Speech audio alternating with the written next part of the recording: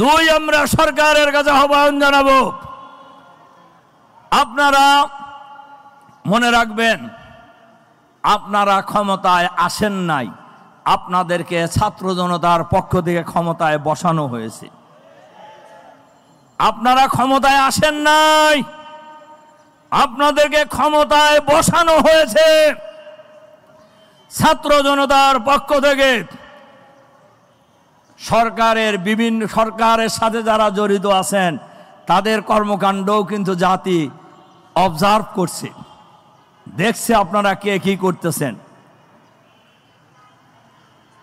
দুই, যে আহ্বান জানাবো, আপনাদের দায়িত্ব হলো প্রয়োজনীয় সংস্কার করে দেশকে নির্বাচনের দিকে নিয়ে যাওয়া। এজন্য আমরা আহ্বান জানাবো, আপনার প্রয়োজনীয় সংস্কার করতে কতদিন লাগবে, কি সংস্কার করবেন, এটা জাতিকে অবহিত করুন। আনলিমিটেড টাইমের জন্য এই দেশের মানুষ আপনাদেরকে ক্ষমতায় বসায় নাই, এটা মাথায় রাখতে হবে সরকারকেও।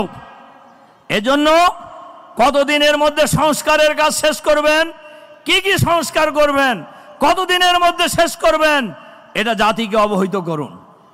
দুই, এই সংস্কারের কাজ শেষ করে কতদিনের মধ্যে একটি ফ্রি ফেয়ার ক্রেডিবল ইলেকশনের ব্যবস্থা করবেন সকলের কাছে।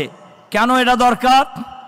প্রায় 20 বছর হল এই দেশের মানুষ ভোট দিতে পারে না। 20 বছর প্রায় এই দেশের মানুষ ভোট দিতে পারে নাই।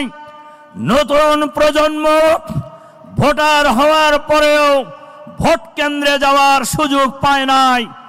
এজন্য আমরা বলবো, একটি ফেয়ার ইলেকশনের জন্য একটি নিরপেক্ষ সঠিক ভোটার তালিকার প্রয়োজন। ভোটার তালিকা, নতুন ভোটার তালিকা করে নির্বাচনের দিকে যান, এটা আপনাদের দায়িত্ব।